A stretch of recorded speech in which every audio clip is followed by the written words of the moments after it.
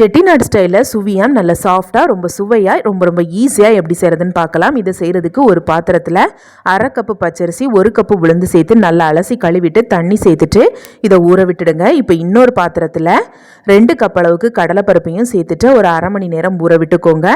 கடலைப்பருப்பு நல்லா ஊறினதுக்கு அப்புறமா ஒரு குக்கருக்கு மாற்றிட்டு கூடவே தண்ணி சேர்த்துட்டு 4 விசில் வேக வச்சு எடுத்துக்கோங்க. 4 விசில் வந்துட்டு ப்ரெஷர் தானாக ரிலீஸ் ஆனதுக்கு அப்புறமா திறந்து பார்த்தீங்கன்னா இந்த மாதிரி சுண்டல் போல் நல்லா சாஃப்டாக வெந்திருக்கும்.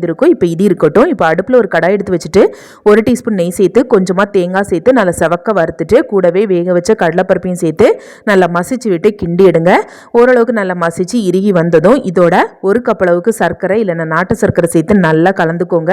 இதோட வாசனைக்காக கொஞ்சமாக ஏலக்காய் பொடியும் சேர்த்து நல்லா கலந்து விட்டு கடாயில் ஒட்டாமல் நல்ல இறுகமான பக்குவம் வர வரைக்கும் வேக வச்சுட்டு ஒரு பாத்திரத்துக்கு மாற்றிட்டு நல்லா ஆற விட்டுருங்க. ஆறினதுக்கு அப்புறமா கொஞ்சம் கொஞ்சமாக எடுத்துட்டு இந்த மாதிரி சின்ன சின்ன உருண்டைகளாக உருட்டிட்டு இதை ஒரு பக்கமாக வச்சுக்கோங்க. இப்போ நம்ம ஊற வச்சிருந்த அரிசி உளுந்து நல்லா ஊறினதும் தண்ணியை வடிச்சிட்டு ஒரு மிக்சி ஜாரில் சேர்த்துட்டு கொஞ்சமாக உப்பு தேவைக்கு தண்ணியும் சேர்த்துட்டு இது போல் இட்லி மாவு பக்குவத்துக்கு அரைச்சி எடுத்துட்டு நல்லா கையால் அடித்து கலந்து எடுத்துக்கோங்க. இப்போ நம்ம உருட்டி வச்சிருக்க ஒவ்வொரு உருண்டையாக இந்த மாதிரி மாவில் முக்கி எடுத்து நல்லா சூடான எண்ணெயில் போட்டு பொரிச்சு எடுங்க.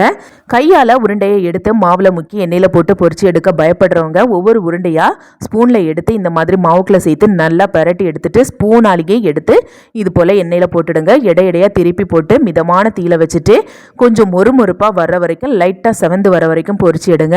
இது போல் லைட்டாக பொன்னிறமாக செவந்ததும் எல்லாத்தையுமே எண்ணெயிலேருந்து வெளியில் எடுத்துருங்க. அவ்வளோதான் நல்ல சுவையாக ஆரோக்கியமான செட்டிநாடு ஸ்பெஷல் சுழியம் ரெடி. அப்புறம் என்ன செய்யுங்க, சுவைங்க ருசிங்க. ரெசிபி பிடிச்சிருந்தா சேனலை சப்ஸ்கிரைப் பண்ணி சப்போர்ட் பண்ணுங்கள்.